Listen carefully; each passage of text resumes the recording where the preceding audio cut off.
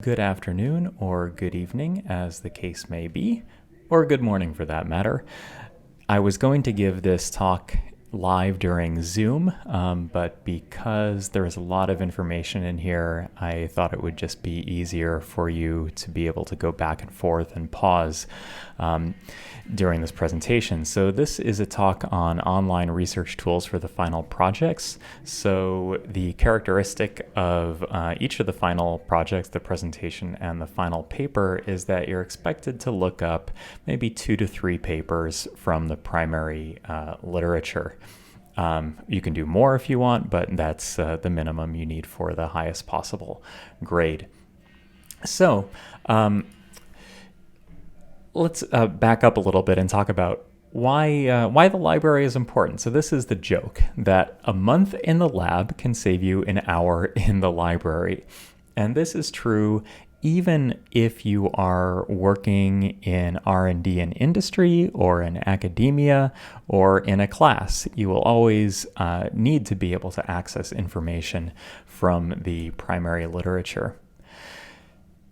We all learned about the scientific method growing up in school that consists of the steps of observation and then research and hypothesis formation and then experiment and analysis.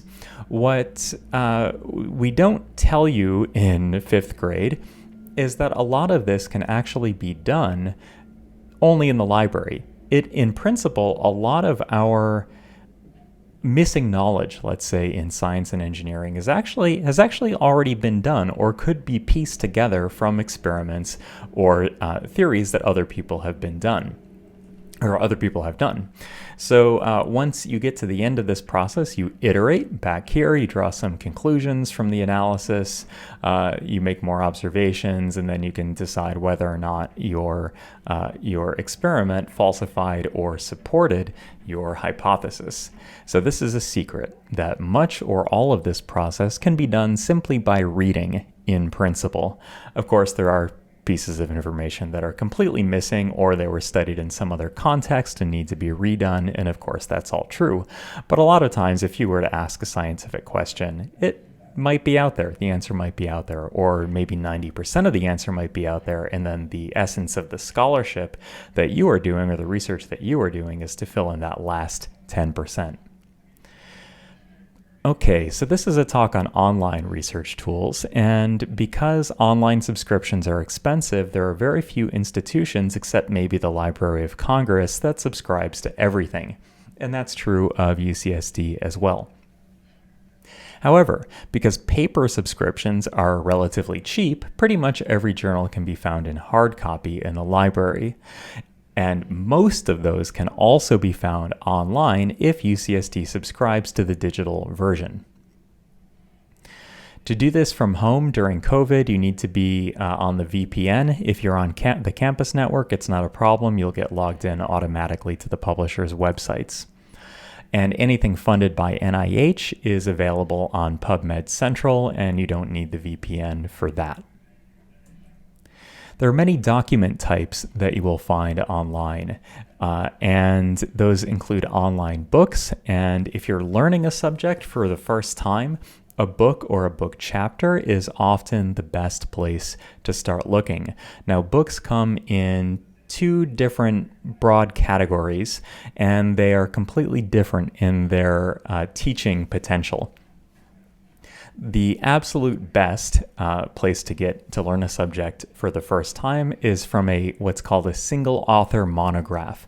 That is a book on one topic that's written by one author. The reason that one author or maybe a couple of authors is the best is because they know what's been covered elsewhere in the book, so they're using the same nomenclature. They're not going to re-explain things that were already explained. In a book about organic solar cells, you don't need 3 pages at the beginning of every single chapter about the importance of the energy crisis and so on. So single author monographs are great. Next up is multi-author volumes with discrete chapters. That's really like a series of review articles by experts in the field. Now, some of those are better than others, but in general, if you're going to learn a topic for the first time, it's actually better to start here. Now, it says books, and most books are available in hard copy at the library, but a lot of them are also available electronically as well. Next is articles. Now, articles are full papers. This is typically what we think of when we think of some big study that has solved, some mystery of some meteor collision, or maybe some efficacy trial of a coronavirus vaccine or something. It's something called an article, which is, let's say, maybe 4,000 or 5,000 words or more, up to maybe 12,000 words. And it usually has extensive online supporting information as well. Next up are communications. Communications are intended to be, they're basically like short versions of articles, or they're not versions, they're actually standalone papers that are shorter than articles. And a lot of times they actually have as much information as an article, but a lot of that extra information has been offloaded to the supporting information. Then we have review articles. Review articles are a collection and commentary on articles and communications and book chapters of a particular topic. And for example, you might have semiconducting polymers for organic solar cells, an update or something like that. Usually it's written by an authoritative person, or it's an authoritative source written by somebody with authority and a lot of expertise in that field. And there are several subtypes of review articles. There are perspectives that are kind of review-ish, but usually they have a little bit more of an editorial slant of the corresponding author. You have tutorials. So a tutorial is something that has sort of a pedagogic intent. Those are often really useful for students.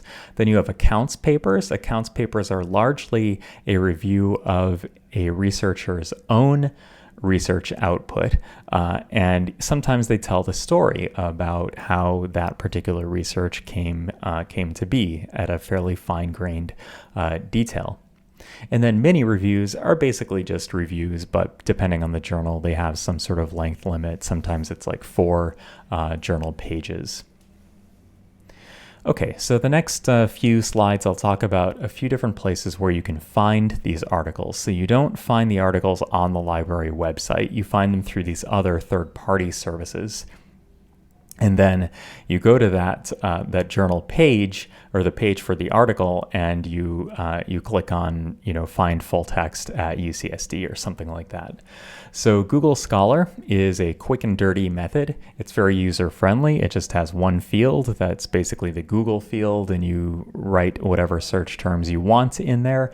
But there's not a lot of fine-grained searching allowable.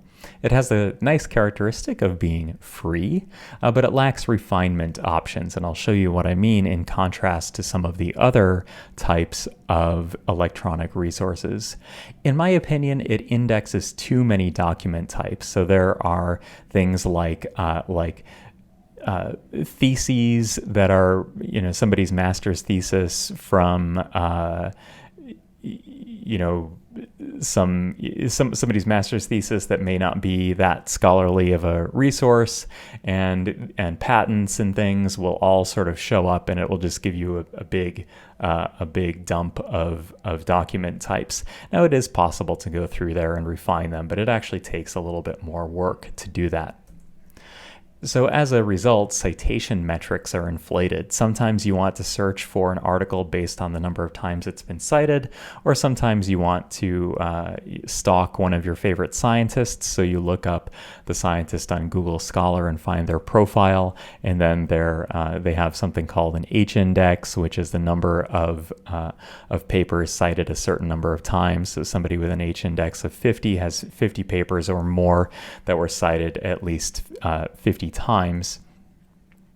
Here's what the interface looks like, and you just type in whatever you want. Say you type in surface enhanced Raman spectroscopy, or SERS, and you get some number of papers that has some that is where the order in which these the order in which these research results are presented are some combination of number of citations and whether or not it was a recent paper, and Google kind of uses its algorithm to figure that out. So if you click on one of them, so this was a paper, this is a review. So this is from Annual Review of Analytical Chemistry from 2008. This one was written by Richard Van Dyne, who passed away a couple of years ago at Northwestern. And this article is where you would go. And there are a lot of things that you can do here. If you're on the UCSD VPN, you can go ahead and click download PDF. If you want to get the citation, so that is, you can download the metadata file that has all of the title and the abstract and the publication date and the DOI, that is the digital object identifier, so that if you type this into a search bar, it'll come immediately to this page. So you can download that and use that in your reference management software, which we'll talk about in a couple minutes. Basically, so I should go back. So this one is from Annual Reviews, and every article has a page like this. It won't look exactly like this, but the tools will be largely the same. They might be in different places on the article page. So you can also search Google Scholar by individual. So I just typed in my own name because I'm like that, and it shows you the papers that I published that have, some in order. In this case, they happen to be in number of citations, and you can click on one of those, or you can click on the name, and it will bring you to this page. So this is my personal researcher profile where you can sort that author's publications by title, year, number of times cited, and so forth. And if you like collecting Marvel comic cards or baseball cards or something, you can get all that person's stats here. So that tells you, their value as a human being, as a researcher. No, just kidding. It tells you some fairly interesting statistics if you're into that kind of thing. So let's click on one paper from here, and it gives you the abstract. It gives you all of these data, and then up here in the top corner, you can get the PDF from nature.com using University of California e-links. You'll see various links like this scattered around the site. Web of Science, in my opinion, is a step up from Google Scholar, but it's also a pay product, but you don't have to worry because UCSD subscribes to it. So this is used to be produced by Thomson Reuters, same as the Reuters news organization like the Associated Press. Now it's owned by something called Clarivate Analytics. In my opinion, Web of Science indexes higher quality source materials, so no patents, no random theses, etc.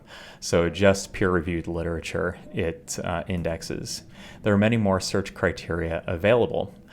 You can get detailed citation reports for any particular paper, and you can also use Web of Science to go down the rabbit hole of cited references. So you can look at what papers cited this paper, and what paper cited that paper, what paper cited that paper. And sometimes if you want to find the first instance of a particular discovery, this is a pretty useful tool to use.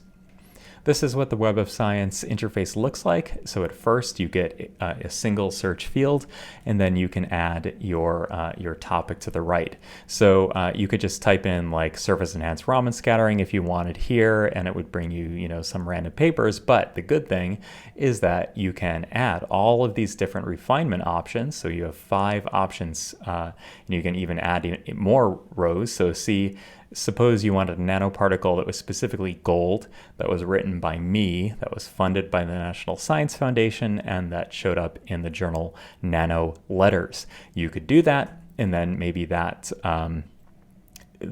search will bring you here, although this particular search I think was just entering it in here because obviously I'm not an author on these papers, but you could have done that if you wanted. A nice thing about Web of Science is this left-hand panel here. So you can sort your publications by date. So here's publication years.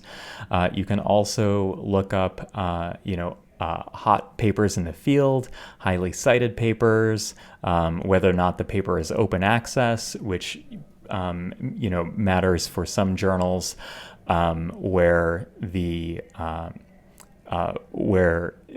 author basically paid to have that paper unlocked for perpetuity.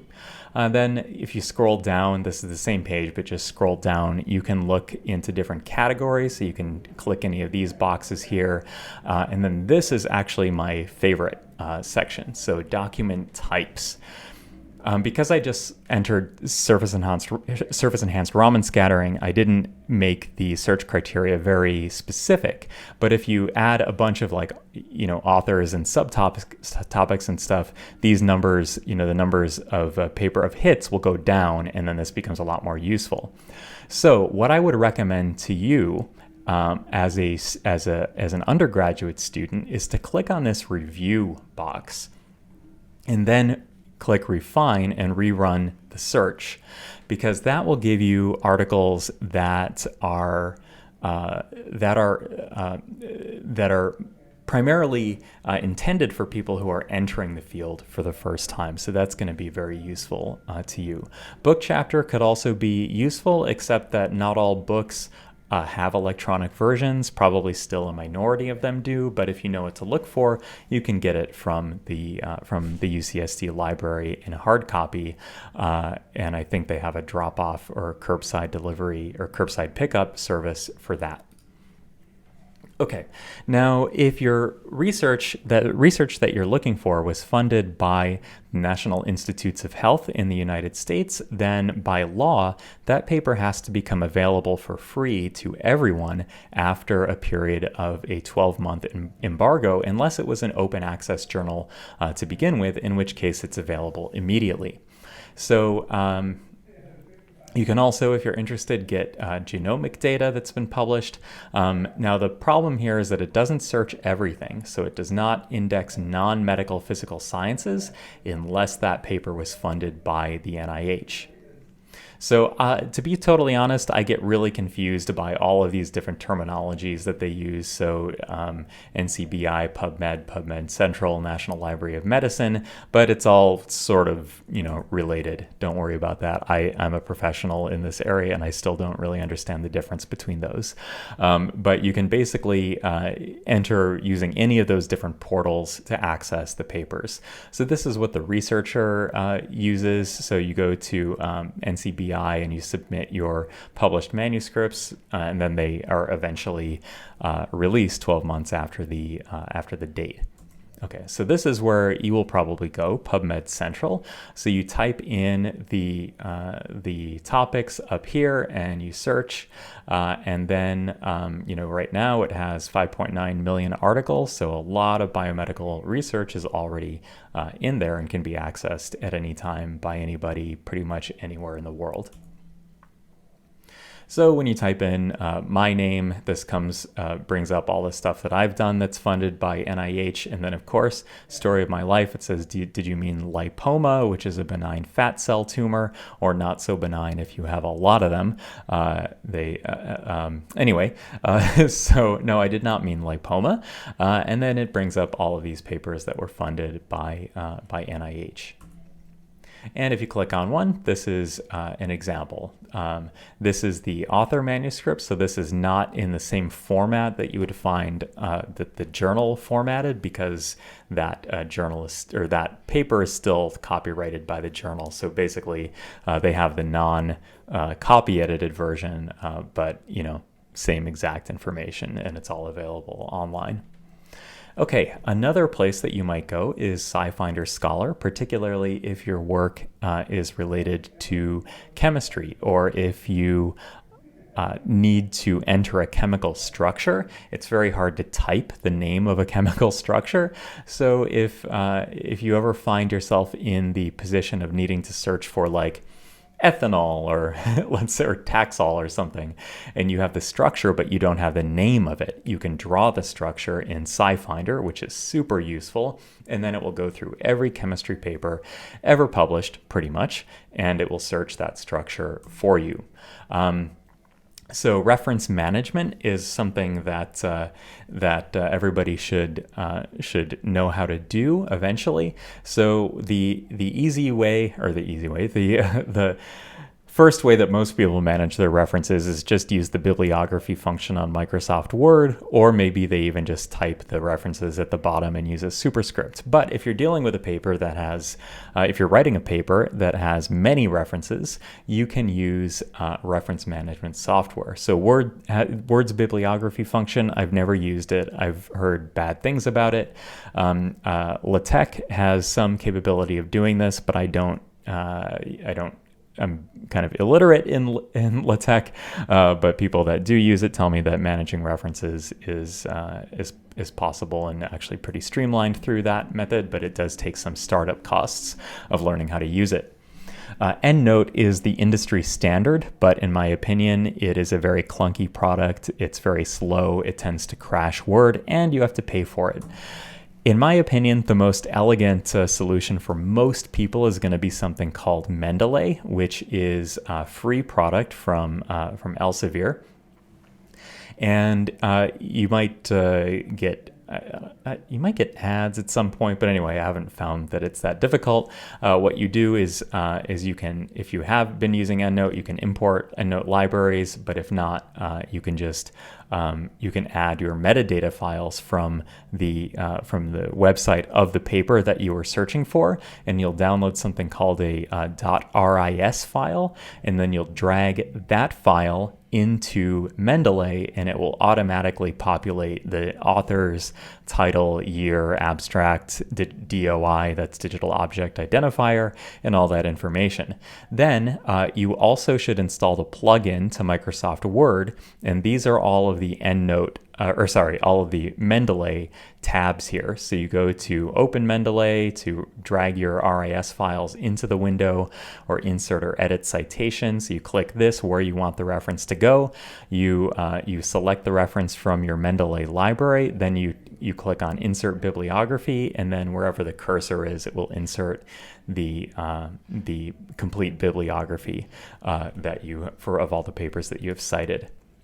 This is what my Mendeley library looks like. So when I download an RIS file, I'll drag it into this window, and it will automatically populate all of these different fields. So you don't have to go through and type everything individually. Now for this project, if you're only using a few different papers, of course, you might as well go ahead and type those in manually. But you will come across situations in your education when you will want a more elegant, complete way to manage your references, and this is how you do it.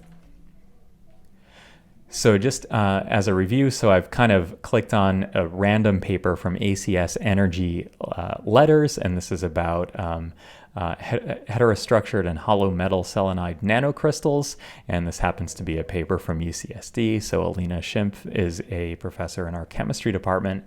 So you can see here, so add to Mendeley or export the RIS file, and then it will save it to your downloads file, and you can drag and drop it directly into Mendeley from there.